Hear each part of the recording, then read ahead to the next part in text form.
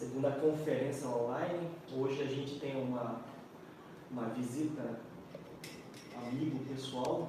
Boa noite, pessoal, tudo bem? Doutor Eclis, muito obrigado Eu que agradeço por aceitar o convite. É um prazer a gente falar um assunto que é bastante comum, né? Sim. Na nossa profissão.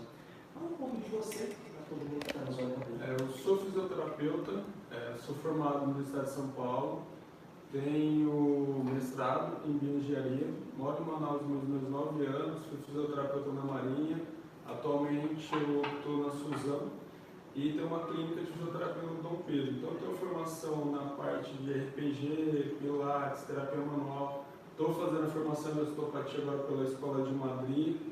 Então, assim, eu atuo bastante na parte mais ortopédica mesmo de reabilitação do paciente, tanto a parte postural como a parte ortopédica em geral, pós-operatório, essas patologias ortopédicas mesmo.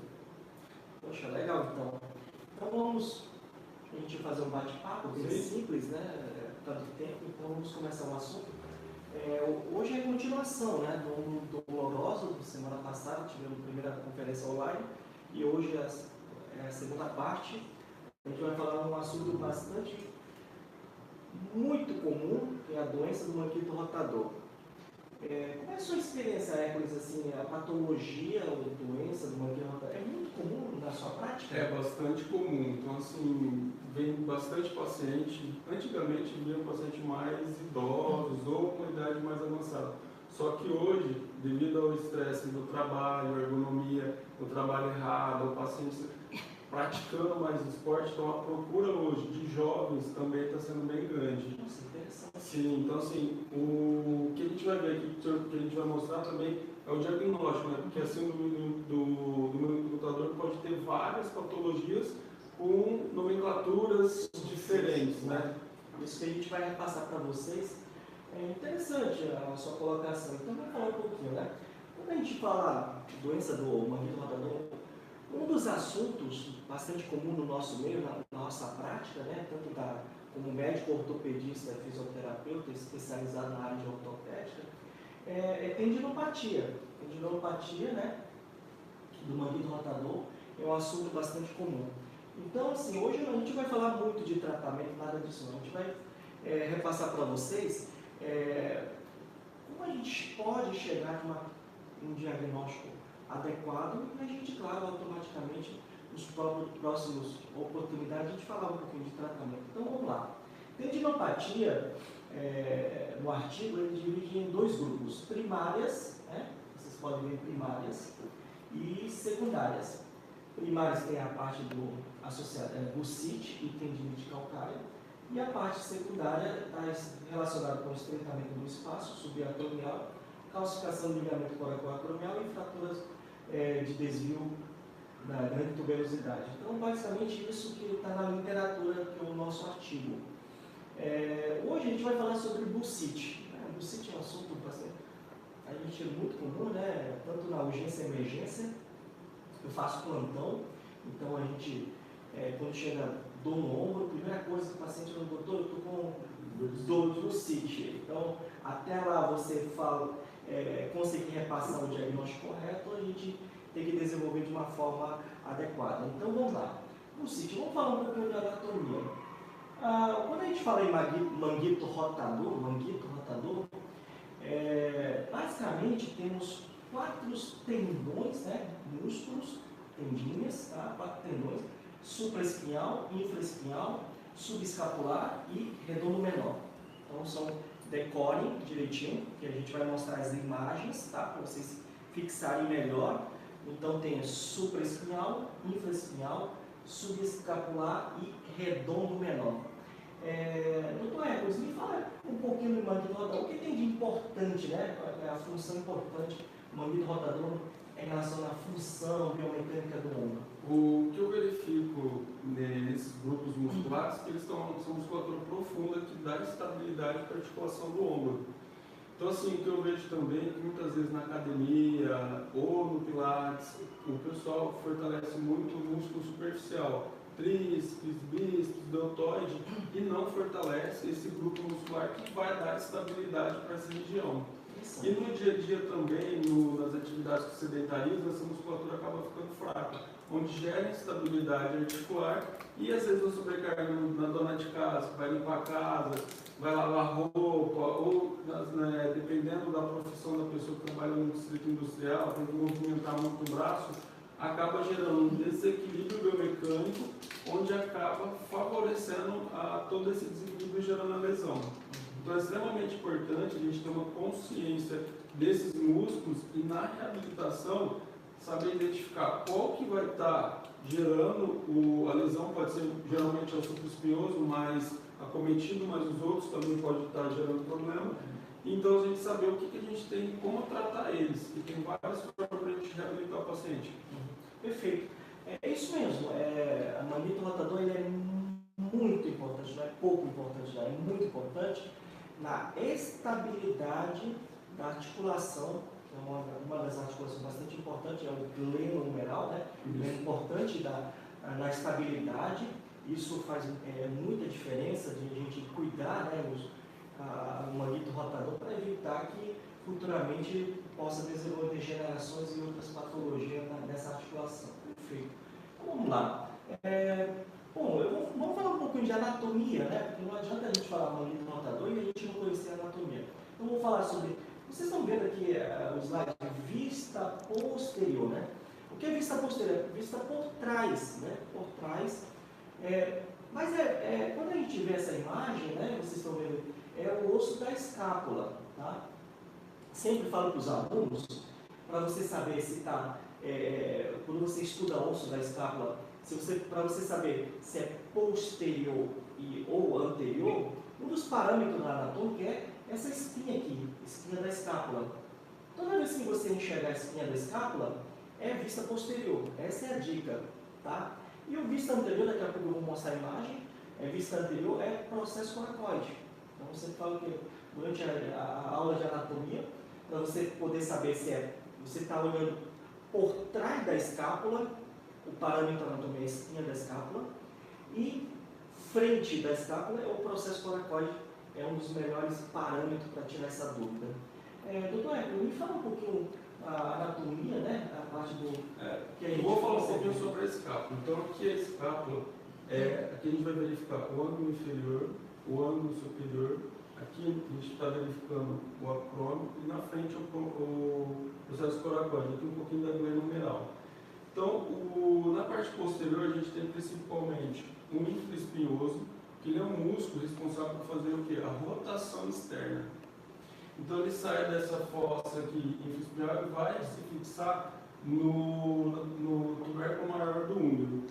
Mais inferior aqui também tem um redondo menor, que ele é um dos músculos do manguito rotador. Ele sai aqui da parte lateral aqui da escápula e também vai se fixar no tubérculo maior. Pouco abaixo dele, que não faz parte do manguito, mas está um redondo maior. Só que a diferença dele é que ele sai mais na lateral aqui da escápula, só que segue no tubérculo menor. E superiormente aqui, na fossa, aqui tem a fossa do músculo subescapular, do músculo supraespinhoso. Ele sai dessa fossa aqui e também vai fixar na região do tubérculo maior. Então, o músculo supraespinhoso é o que inicia o movimento de abdução. Depois entra o grupo do deltoide e vai terminar o movimento. Então, essa região aqui é muito importante, principalmente quando a gente vai tratar uma reabilitação, porque nela também tem muitos pontos de trigger points, que são nódulos musculares, que às vezes por tensão de estar exigindo demais dela, acaba gerando dor referida e comprometendo toda a articulação do ombro. Show de bola. Então vamos ver um vista anterior, vocês conseguem enxergar, o osso da escápula continua, que tem essa área aqui, articulação da glenoide, né? Processo coracoide e acrômio. Então, isso aqui é a vista anterior, tá? Então vocês têm um grupo muscular que a gente chama de subescapular, né? Que ele é anterior. Doutor Hermes, me explica um pouquinho a parte funcional, né? O que é de importante do subescapular? O subescapular, ele vai fazer o quê? O movimento de rotação interna. Então a importância nesse grupo de musculares é o quê? O subescapular anterior, ele faz a rotação interna. O redondo menor e o infraespinhoso vai fazer a rotação externa. E o supraespinhoso vai fazer o quê? A abdução. Então, assim, na avaliação do que a gente vai falar, se eu quiser verificar se alguém está comprometido, eu vou fazer o quê? Um movimento resistido na rotação interna. Se o paciente tiver dor ou fraqueza, eu sei quem está comprometido é o quê? O subescapular. Se eu faço a rotação externa, quem pode estar comprometido é o quê? O infraespinhoso, o redondo menor. E se no movimento de abdução resistida, o paciente tiver dor ou não conseguir fazer, quem vai estar comprometido é o supraespinhoso. Então a gente tem que saber o que é a origem, a inserção dele, qual é a ação dele principalmente, para na avaliação a gente saber o que está de errado ou não, para a gente buscar reabilitar esse paciente. Show de bola. E essa é uma imagem, né, vista superior, né? Você olhando por cima do ombro do paciente. Então, aqui você pode ver alguém, todo mundo conectado consegue, é melhor dedo, né? Então lá vai. Essa daqui, bom, chegando aqui, pronto, tá aqui. Esse daqui é o acrômio, ok? Acrômio, ok? Clavícula, ok? Acrômio, clavícula, e tem um ligamento chamado acrômio clavicular. Tem esse ligamento aqui, certo? Então tem o acrômio e espinha da escápula, que é essa daqui, espinha da escápula, ok? Espinha da escápula, e o processo coracoide. Nossa, então eu vou deixar o Dr. Hércules apontar aí, mostrar para o pessoal que está nos assistindo aí. Esse aqui é o tendão coracoacromial. Então ele vai ligar o processo coracoide ao acrômio. Nessa região aqui, ó, a gente está vendo aqui o músculo supraespinhoso. Aqui é a parte muscular e aqui já é o tendão dele. E aqui abaixo está a cabeça do húmero. A maioria das lesões ocorre nessa região, porque se a cabeça do húmero ela sobe, ela vai impactar aqui em cima aqui, o tendão do supraespinhoso. É onde pode ocorrer o que? A tendinite calcária, lesionar esse tendão e é onde o paciente pode vir a gerar alguma dor ou então comprimir também a bursa subdeltoide que fica nessa região, que é onde geralmente o paciente reclama que tem dor, que é na abdução do movimento. Perfeito. Então, revisando, né, vocês podem acompanhar essa imagem aqui, ok? Essa imagem aqui, supraespinhal, ok? Supraespinhal, subescapular, essa imagem aqui, e infraespinhal, ok? Então, é só para... Então, vamos falar um pouco de bursa, né, do ombro. Então, dentro da formas tendinopatia primária, bursa, que é o bursite, né? O bursite é bastante conhecido no nosso meio. A gente vai abordar esse assunto, que é o nosso assunto de hoje. Quando a gente fala em bursa, né? Primeira coisa, tem que entender o que é bursa, né? Então, lá vai. A bursa é uma bolsa sinovial, né, que significa o quê? Dentro da bolsa está cheio de líquido sinovial, né, líquido dentro da bolsa, e praticamente ele é muito importante para redução de atrito. Então, é um mecanismo muito importante da bursa no nosso meio, é que ele é importante para diminuir, reduzir o atrito. Então, é a função principal. Tá, ok? Então, Dr. Hércules, por favor, o tipo de bursa que encontra nos ombros, né? Então, geralmente aqui chega para a gente tratar, da fisioterapia, é o comprometimento da bursa subacromial ou subdeltoide, porque o deltoide vai estar aqui por cima. Como a cabeça do húmero ela tende a subir pelo desequilíbrio da musculatura do manguito rotador, vai começar a tritar ela e impactar.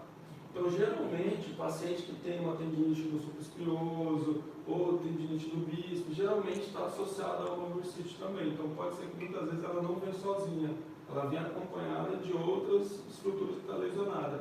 Então, geralmente, para a gente, o que acomete mais é ela, devido à impactação ou movimento repetitivo, postura errada.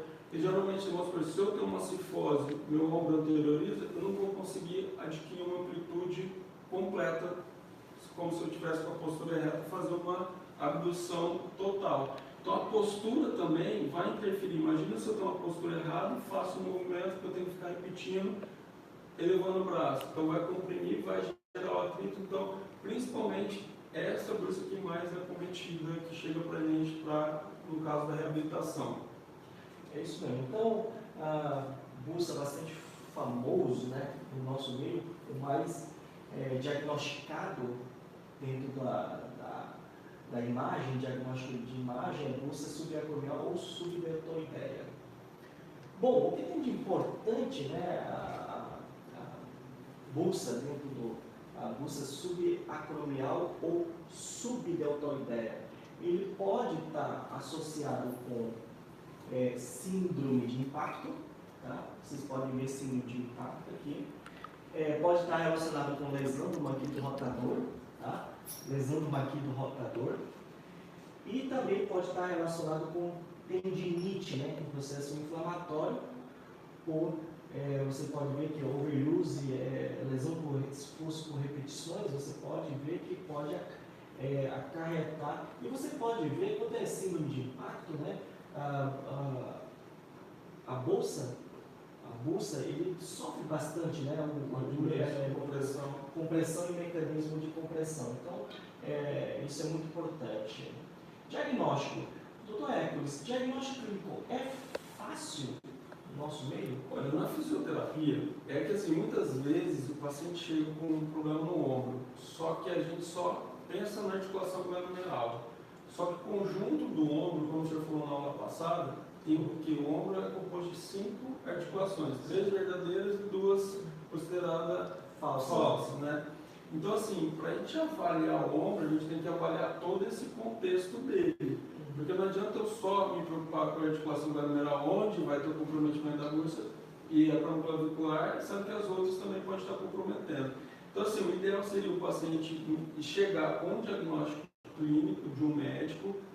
Muitas vezes o exame vai ajudar para a gente ver a gravidade ou não, porque às vezes assim, o paciente pode estar muito grave com uma lesão e começar a fazer exercício e acabar piorando.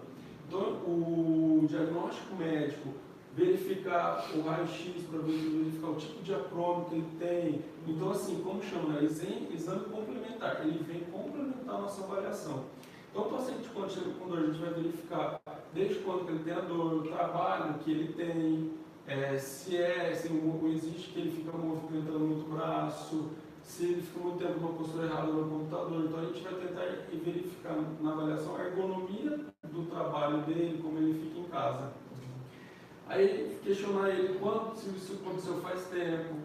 Verificar também se ele não tem uma dor, pode ser uma dor referida, se ele tem de problema cervical, pode estar irradiando para a região do ombro. Então a gente inicia assim, com a inspeção e a palpação. Então é palpar as estruturas musculares que a gente falou, a parte articular, verificar se o paciente tem dor à palpação, verificar se ele tem cicatriz, se está com edema, e partir por exame físico. Então a importância é a gente iniciar com um movimento passivo, que como a bursa, ligamento, tendão, ela não tem contração, então se o paciente tiver alguma dor no movimento passivo, é um diagnóstico positivo. Quando a gente faz os movimentos resistidos, que eu falei anteriormente, resistir a rotação interna, subescapular, rotação externa, infraespinhoso, redondo menor, se eu resisto, o paciente tem dor na abdução, supraespinhal. Então, assim, na avaliação do teste ativo, a gente pode verificar se o músculo está comprometido. E quando o paciente faz ativamente, pode ser as duas coisas. Aí a gente entra na parte dos testes específicos de ombro, para direcionar, teste de compressão, aí tem uma infinidade de testes para a gente fazer. Fazendo a inspeção, a palpação, o exame passivo, o movimento passivo, ativo e resistido e o exame, o teste específico, a gente vai chegar corretamente num diagnóstico. E aí o que? Facilita o tratamento. Porque eu falo assim, o que é bom no tratamento, porque o que manda é um diagnóstico. Você fez um excelente diagnóstico, o tratamento é fácil. Então por isso que a avaliação, o diagnóstico clínico é extremamente importante. Então vale a pena a gente às vezes demorar um pouco o paciente, colher a história dele, ter paciência, fazer para chegar no diagnóstico, porque o tratamento é fácil, o resultado vai ser rápido. Só que não, o que eu vejo na minha prática clínica, não se preocupar apenas com a articulação glenomerular. Verificar a amplitude dele, verificar externo-clavicular, acromioclavicular, subescapular. Então, porque às vezes a gente chega fácil na amplitude de movimento do paciente até 90 graus. Só que passou 90 graus não é mais glenomerular, é o que? É externo clavicular com clavicular. De 120 a 180, aí entra a escápula. Então, se ele tiver a musculatura do romboide, que a gente não citou, presa e a escápula não está mexendo, a amplitude vai estar ruim. Então, assim, muitas vezes a gente só pensa no local, mas só que a gente tem que avaliar toda a estrutura do complexo do ombro para o paciente melhorar. Perfeito. É isso mesmo, eu concordo com você. Realmente, na prática, como médico, percebo que bursite, processo inflamatório de bursa isolado, diagnóstico isolado, é incomum. Normalmente está muito associado com outras patologias. Realmente isso na prática, minha prática é isso. Eu percebo que você conseguir diagnosticar ombro doloroso, dor do ombro do paciente e fechar o diagnóstico somente isolado, bursite isolado, é muito incomum. É só se às vezes for um trauma, que ele vem já com a história que caiu ou bateu alguma coisa, uma pancada, aí pode ser, eu acredito que pode ser isolado. Mas se não cuidar, pode começar a comprometer outras estruturas. Perfeito. Então, assim, dentro do meio médico, né, a gente costuma solicitar exames para nos auxiliar. Ele ajuda bastante para fechar o diagnóstico, a gente chama de diagnóstico definitivo, né? Definitivo. Então, um dos nossos meios a gente usa diagnóstico de imagens, tá? Vocês podem ver diagnóstico de imagens. É engraçado que na minha prática, né, eu faço plantão, né, urgência e emergência. Então, o paciente com ombro doloroso, a primeira coisa, né, que o paciente solicita da gente, né, é raio-x. Né? Bom, se a gente falar do nosso objetivo, né, diagnóstico sugestivo, que é bursite, né, diagnóstico sugestivo bursite, a gente quer diagnosticar bursite, radiografia é muito difícil, porque a radiografia não é o meio de imagem diagnóstico adequado. A estrutura mole, né? Então, ele é tecido, né, tecidos de partes moles, né, então, tem basicamente 2 exames ajuda bastante, não raio-x, mas 2 exames ajudam bastante. Um é ultrassom, o paciente pode fazer ultrassom e a gente consegue fechar o diagnóstico definitivo, e outra é ressonância, que é um exame bastante sofisticado e também mais detalhado. Tem mais detalhes, mas para quem está nos assistindo, ultrassom do ombro é o suficiente. Né? Você pode nos auxiliar bastante no diagnóstico. Geralmente para parte mão, cotovelo, pé, tornozelo, ultrassom é suficiente. Agora quando entra coluna, joelho, que é uma coisa mais específica, aí geralmente a ressonância ela é mais fidedigna e dá um resultado para avaliação e tratamento bem melhor. O ultrassom é meio diagnóstico, mas ele tem uma coisa bastante peculiar, né, que é muito examinador dependente, depende de quem vai examinar. Então, acaba, né, a gente precisando, né, a experiência e o preparo, né, do avaliador, que é o ultrassonografista, e na qual o nosso meio tem um médico radiologista, que é especializado na área de imagens. Então, vamos lá. O ultrassom de ombro, vocês podem observar que essa imagem, existe imagem de tendão supraespinhal e área espessada da bursa, né? Isso aqui, toda essa área da imagem ultrassonográfica é aumento, espaçamento, né? Aumento de líquido, espessamento na bursa, que é bursa subdeltoideia ou subacromial. Tá? Essa é outra imagem, temos tuberosidade maior, imagem de tuberosidade maior, tem o tendão, né, supraespinhal, e em cima, discretamente, tem uma bolsa, né, imagem de uma bolsa, que acima dela tem uma bolsa, que é a bolsa subacromial, subdeltoideia, é uma bolsa que a gente busca, que a gente bastante estuda, né, dentro do ultrassom. A imagem da ressonância, vocês podem ver, aqui tem imagem branca, né? Vocês estão vendo aqui a imagem branca, tá? Da área branca. Essa área branca, quando imagem de ressonância tem a área branca bastante evidente, é que tem acúmulo de líquido, tá? Então, parte branca é quando tem acúmulo de líquido e começa a aparecer essas imagens bastante evidentes dentro da ressonância. Então, ressonância também bastante utilizada no nosso meio também para auxiliar no diagnóstico do CIT, que é bastante comum.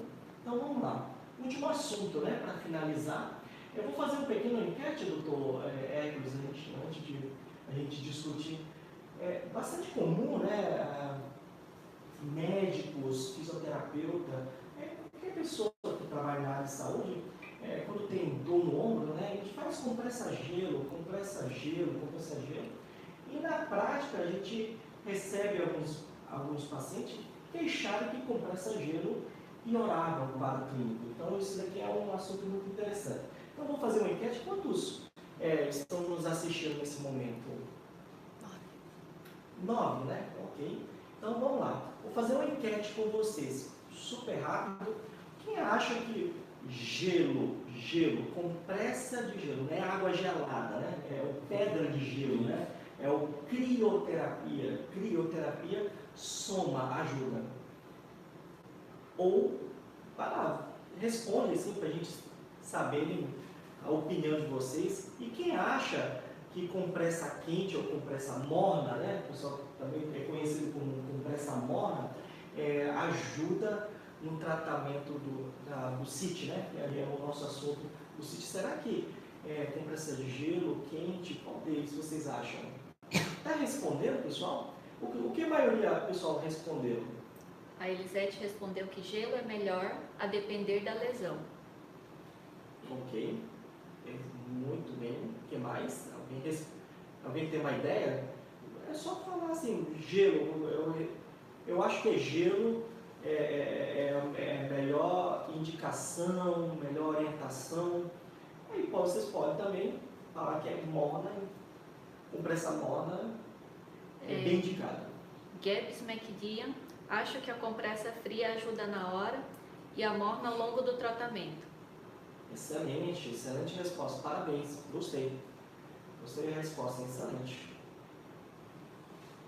Mais alguém que possa ajudar a nossa discussão? Conferência, né? Então vamos discutir, porque é bastante polêmico, porque eu fiz uma revisão, né? Revisão bibliográfica, então achei que é interessante que ainda tem cada artigo tem uma coisa e pode falar.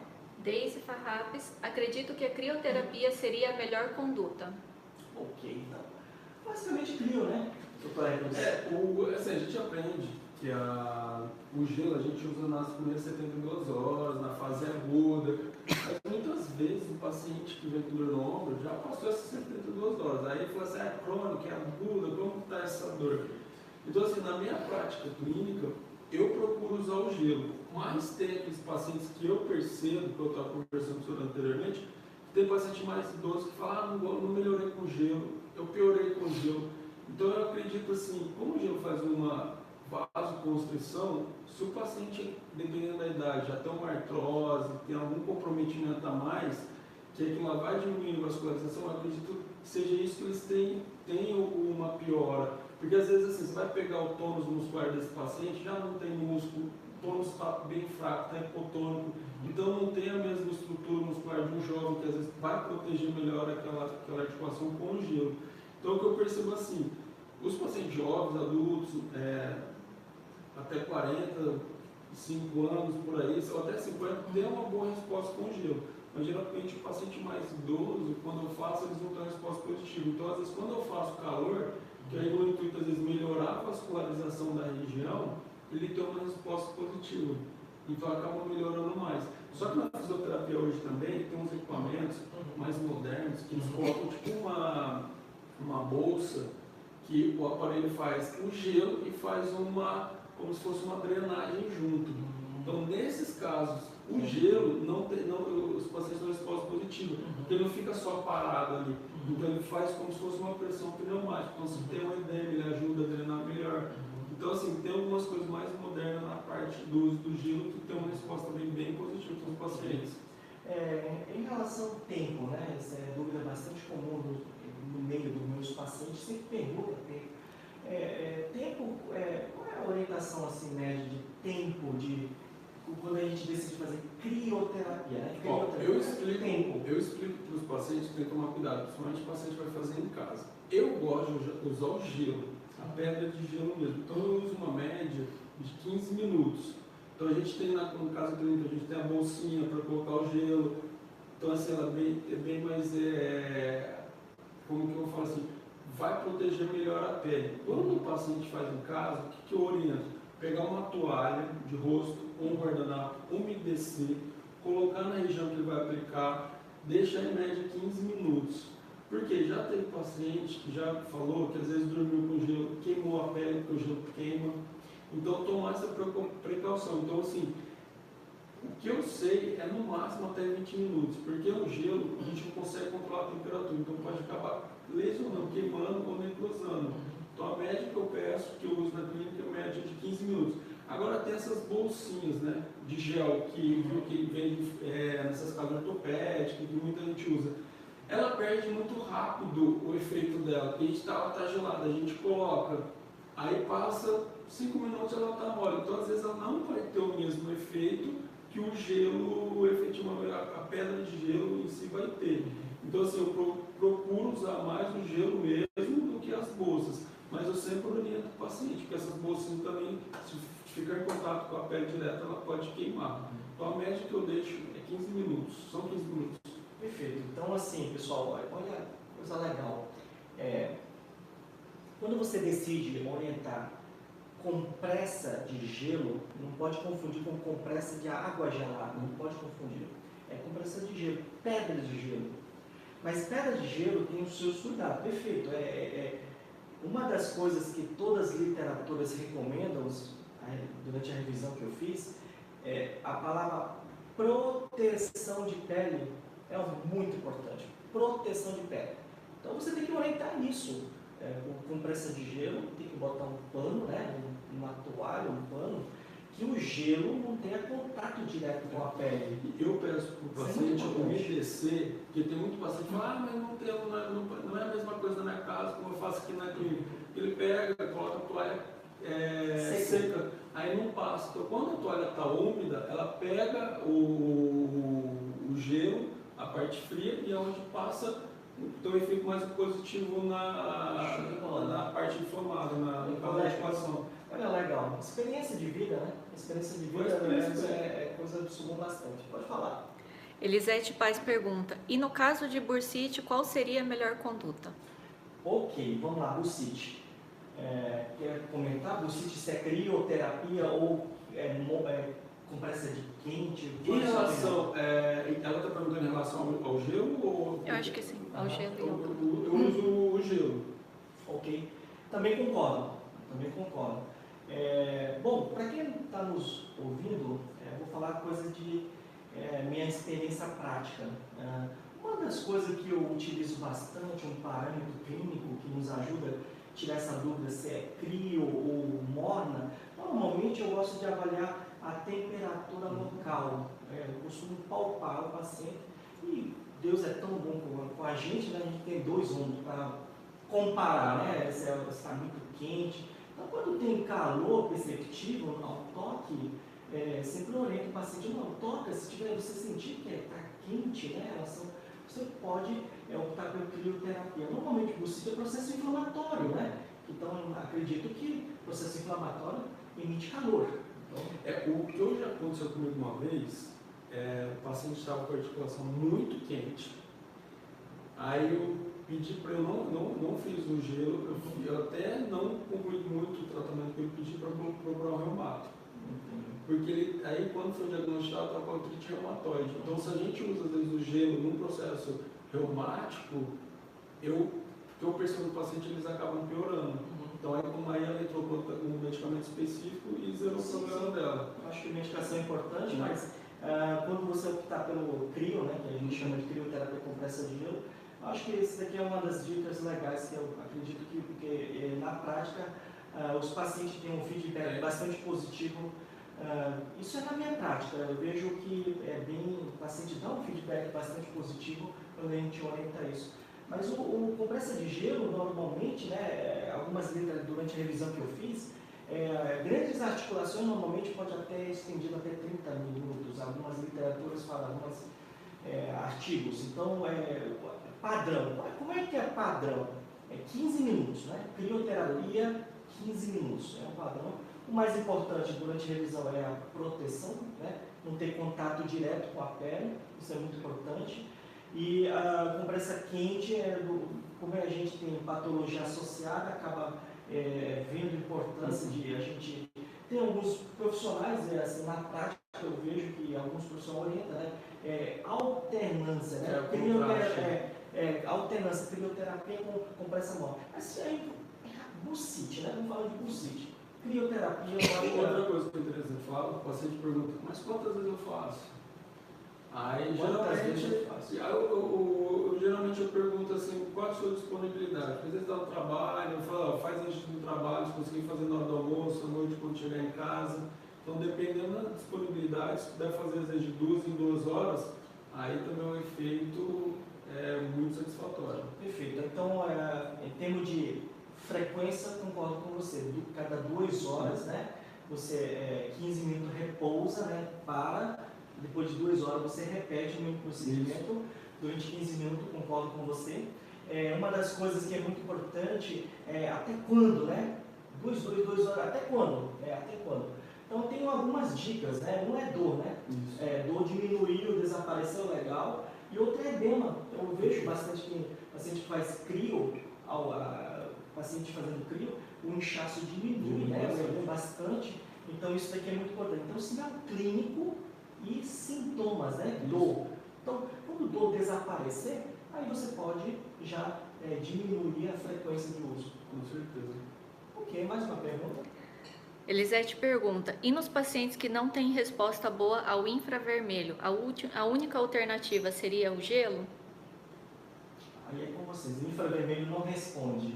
O que eu vou falar sobre a minha experiência clínica. Eu trabalho muito com a parte de terapia manual. O que eu vejo hoje na fisioterapia é muita gente usando só a parte de eletro, infravermelho, TNS, gelo e libera o paciente.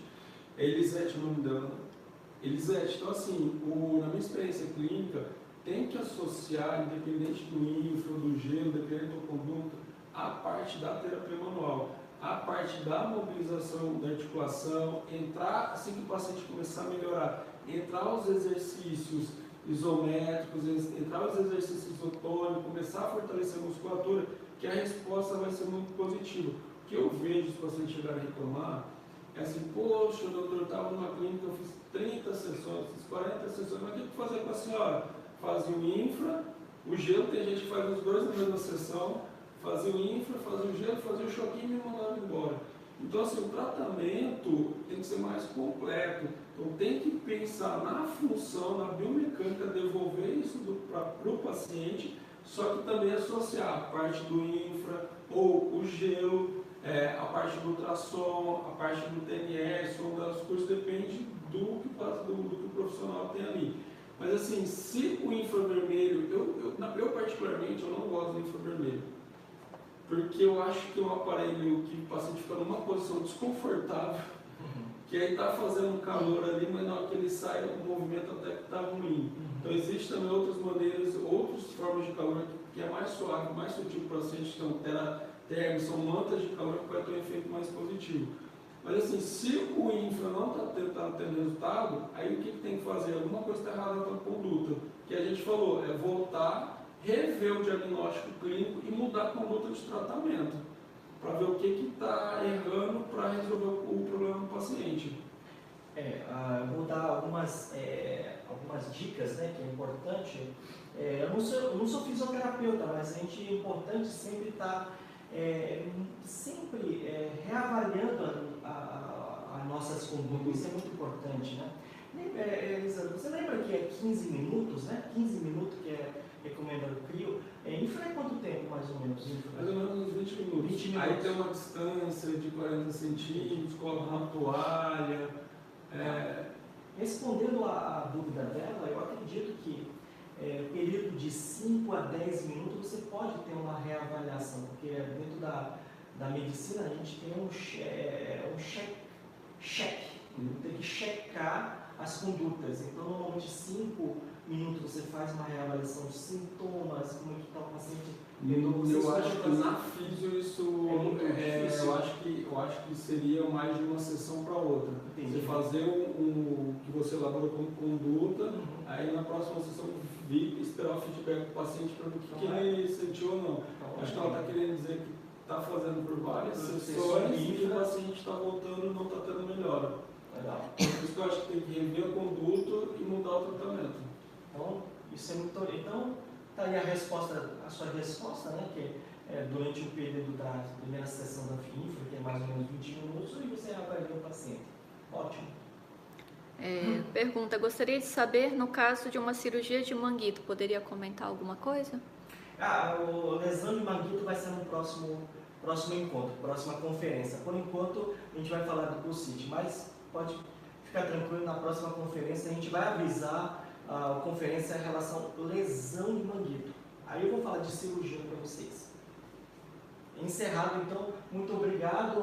Gostaria de convidar, né, todos, teremos o momento de nos encontrar, vocês se puderem participar. Isso daqui vai ser um momento muito importante. No dia 6, sábado, teremos um assunto chamado anatomia básica aplicada na ortopedia. Então a gente convida a todos a participarem. Vai ter 2 módulos, né? O primeiro módulo eu vou falar sobre membro superior, o Dr. Hércules coluna.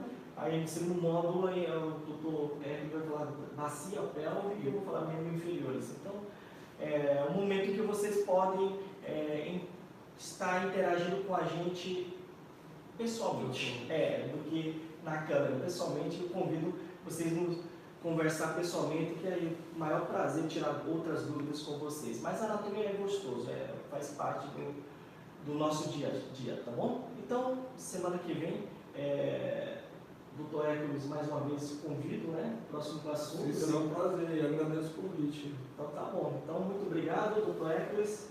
Então, encerrado. Tchau para vocês. E dá tchau para todo mundo, dá um tchau pra gente aí, tá bom? Todo mundo aí. Dá um tchauzinho pra gente.